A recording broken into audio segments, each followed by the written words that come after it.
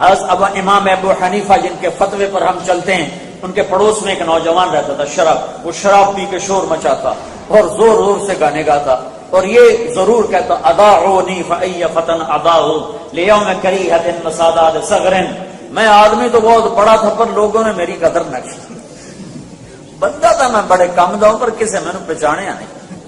یہ شعر روز پڑھتا تھا۔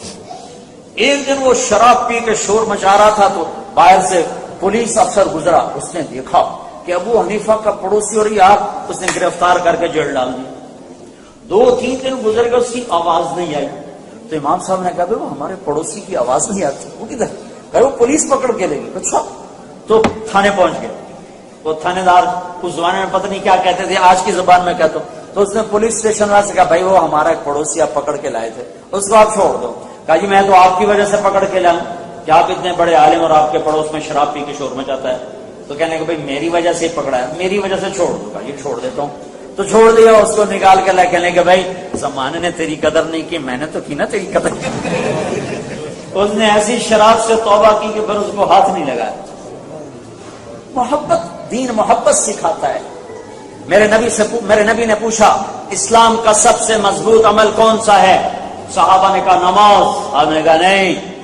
صحابہ نے کہا جہاد، آپ نے کہا نہیں۔ صحابہ نے کہا حج، آپ نے کہا نہیں۔ صحابہ نے کہا روزہ، آپ نے کہا نہیں۔ صحابہ نے کہا صدقہ، آپ نے کہا نہیں۔ کہ پھر آپ ہی بتائیں؟ تو آپ نے فرمایا اسلام کا سب سے مضبوط عمل آپس میں اللہ کے لیے محبت کرنا ہے۔ ایو الاسلام اوثق، قالوا الصلاة قال لا، قالوا الجهاد قال لا، قالوا الصيام قال لا، قالوا الصدقة قال لا، قالوا الله ورسوله أعلم، قال إن اوثق عرى الاسلام الحب لله والبغض لله۔ اسلام کا سب سے مضبوط عمل آپس میں محبت کرنا ہے۔ ادھر دیوبندی بریلوی بن کے نہ رہنا، ادھر شیعہ سنی بن کے نہ رہنا، یہاں امتی بن کے رہنا، مسلمان بن کے رہنا، ورنہ میرے نبی کی زندگی کو ذبح کرنے والے بنو گے۔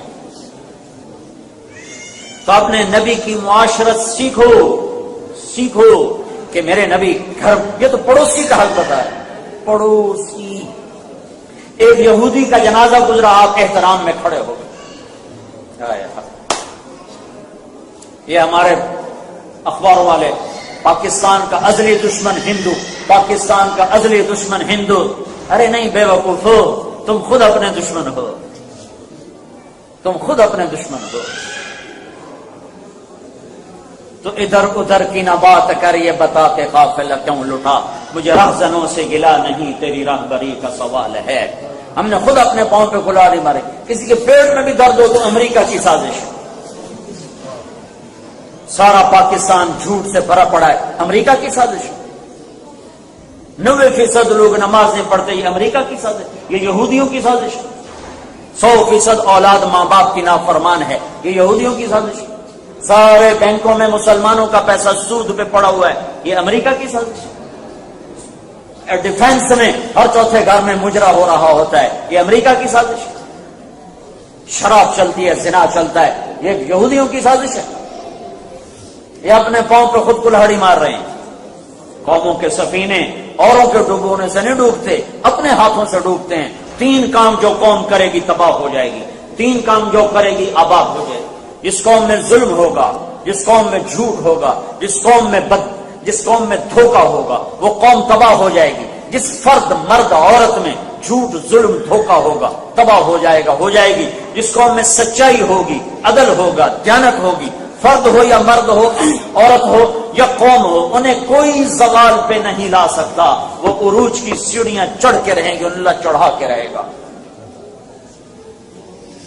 میرا مسلمان بھائی بہن ظلم میں لتھڑا ہوا ہے، جھوٹ میں کالا ہو چکا ہے، دھوکے دینے کو تجارت سمجھتا ہے۔ میں کیسے کہوں کہ یہودی کی سازش ہے، امریکہ کی سازش ہے؟ میرے اپنے ہاتھوں کی کمائی ہے۔ میرا نبی پڑوسی کا یہ حق بتا رہا ہے، پڑوسی چاہے ہندو ہو، سکھ ہو جائے، اور 4 اہل سنت کے امام سب سے بڑا شخص جس کے فتوے پر آج بھی 50 کروڑ مسلمان عمل کرتا ہے، وہ شرابی کو چھڑا کے لا رہا ہے۔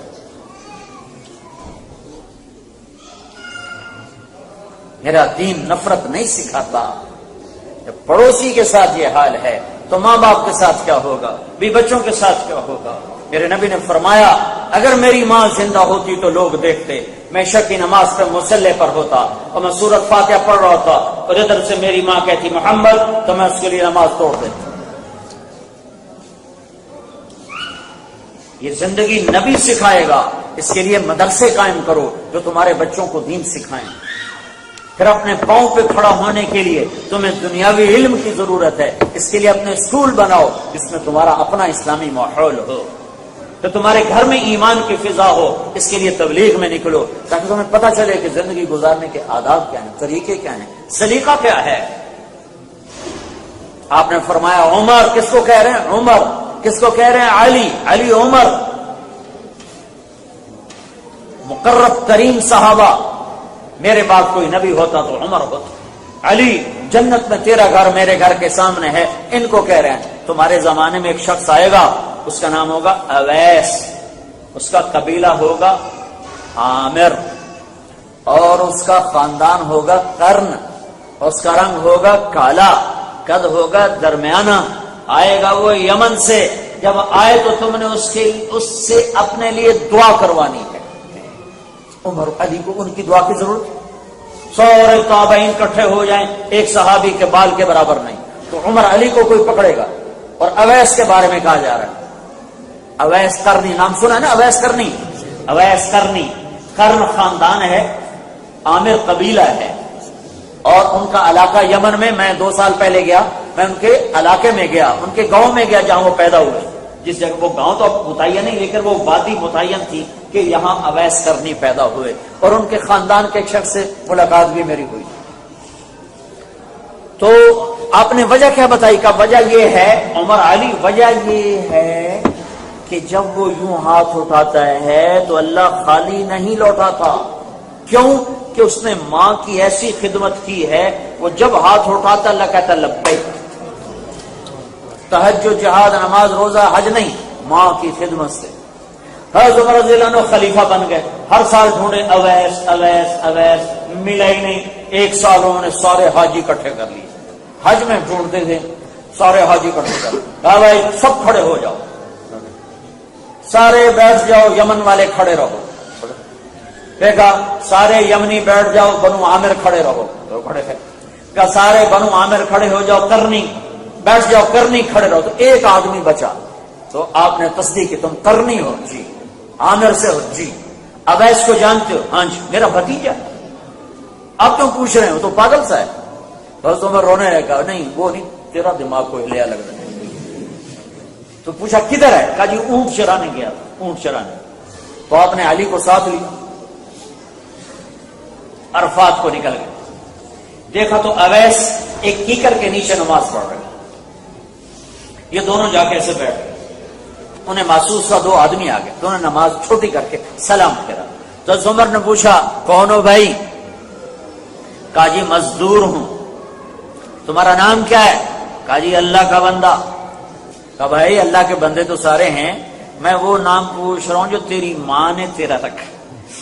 وہ تو دونوں کو نہیں جانتا تھا, پہلی دفعہ حج پہ آئے تھے.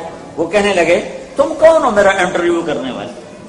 تو اس پر حضرت علی نے کہا اویس یہ ہیں امیر المومنین عمر, اور میں ہوں علی بن ابی طالب. پھر وہ ایسے ہلنے لگے, دونوں کو سلام کیا. اچھا اللہ کے نبی نے نشانی بتائی تھی کہ اس کی کمر پہ ایک نشان ہوگا سفید. تو عمر نے کرتا اٹھا کے دیکھا تو سفید نشان. کہنے کے بچے دعا کر ہم دونوں کے لیے. وہ حضرت میں آپ کے لیے دعا کروں, میری اوقات ہے, میں تو آپ کے قدموں کی خاک نہیں, میں کیسے کروں؟ کر. کیوں؟ کہ اللہ کے نبی نے کہا تھا, اللہ کے نبی نے فرمایا تھا کہ ماں کی خدمت کر کے اویس اس مقام پہ پہنچ چکا ہے. جب یوں کہتا ہے تو اللہ لبیک کہتا ہے. عمر علی جیسے سے دعا, اللہ کی قسم عمر علی کو اویس کی دعا کی ضرورت نہیں تھی. اللہ آگے دیکھ رہا تھا, اللہ کے نبی آگے دیکھ رہے تھے کہ یہ امت ماؤں کو کیسے ذلیل کرے گی.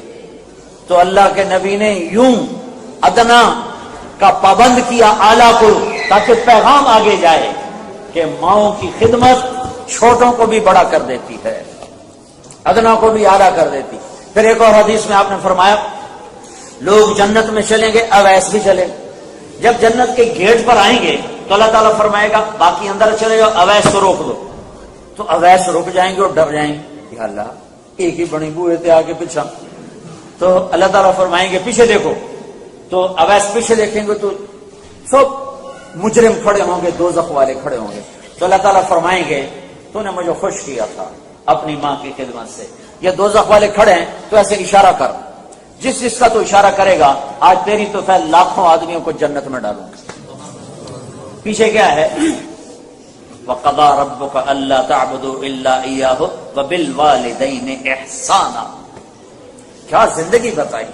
اما يبلغن عندك الكبر احدهما او كلاهما فلا تقل لهما اف ولا تنهرهما وقل لهما قولا كريما واخفض لهما جناح الذل من الرحمه وقل رب ارحمهما كما ربياني صغيرا۔ کیا میرے رب نے ماں باپ کا حق بتایا۔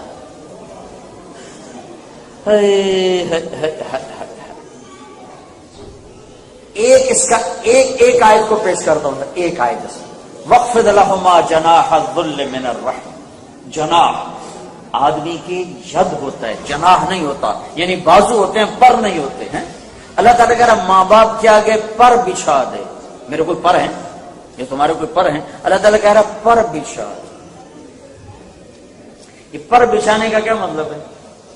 میں جب کالج پڑھتا تھا، اسکول پڑھتا تھا جب میں، تو جب ہم گھر واپس جاتے تو ہمارے گھر کے قریب جنگل تھا، راوی کے کنارے ہم رہنے والے تھے، تو جنگل تھا، جنگل میں ہم شکار کھیلنے جاتے، اپنے ساتھ آٹا، دال، گھی، نمک، نوکر چاکر ہر شے لے کر وہاں جا کے ہم، ایک ہمارا وہاں چاچا سردار ہوتا تھا، اس کا ایک کوٹھا ہم قبضے میں کر لیتے، ہفتہ 10 دن وہاں پڑے رہتے، شکار کھیلتے، تیتر کا شکار ہوتا تھا۔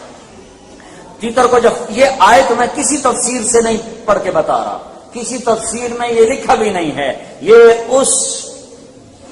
وہ جو میری زندگی میں ایک تھوڑا سا وقت گزرا ہے وہاں سے میں نے اس آیت کو اخذ کیا ہے کہ جب ہم اس کو فائر کرتے تھے نا تو وہ تھوڑا سا اڑتا تھا، پھر گرتا تو یوں اپنے پر پھیلا دیتا تھا اور سر یوں کر دیتا، ٹانگیں پیچھے چلی جاتی تھی اور گویا کہہ رہا تھا جی ہن مینو کو چھڈو، ہن میرا بس کوئی، وہ بھاویں کباب بناؤ تو بھاویں بھون کے کھاؤ۔